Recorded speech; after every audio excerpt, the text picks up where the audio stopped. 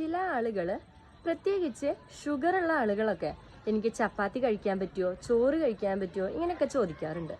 എന്നാൽ ഇതിൻ്റെ ശരിയായ കാര്യം പറയുകയാണെന്നുണ്ടെങ്കിൽ പ്രത്യേകിച്ച് വ്യത്യാസമൊന്നുമില്ല ഈ രണ്ടിനും.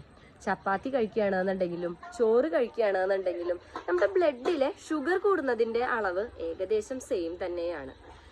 എന്നാൽ ചില ഡോക്ടേഴ്സ് ഇങ്ങനെ പറയുന്നതിൻ്റെ കാര്യം എന്താണെന്ന് വെച്ചാൽ, ഞാനൊരു വീഡിയോ ഈ അടുത്ത് കണ്ടിട്ടുണ്ടായിരുന്നു.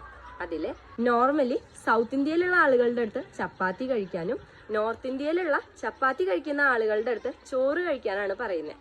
ഇതിൻ്റെ കോർ കൺസെപ്റ്റ് എന്താണെന്ന് വെച്ചാൽ, നമ്മളിതുപോലെ മാറിക്കഴിക്കുകയാണെന്നുണ്ടെങ്കിൽ നമ്മൾ കഴിക്കുന്ന ഫുഡിൻ്റെ ക്വാണ്ടിറ്റി കുറവായിരിക്കും.